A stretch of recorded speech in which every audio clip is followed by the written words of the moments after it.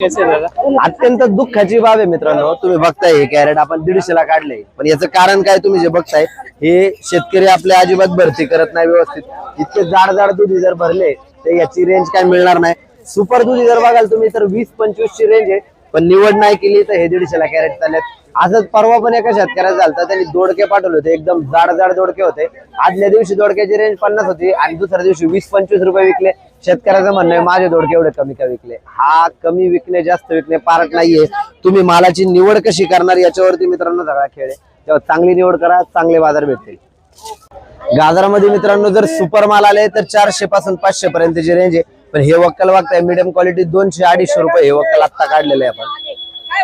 टोमॅटोची पण जर मित्रांनो रेंज बघाल तर आज परत करंट आलेला आहे, 35 रुपये आज टोमॅटो आहेत. बाजारात माल बऱ्यापैकी शॉर्ट होते आज.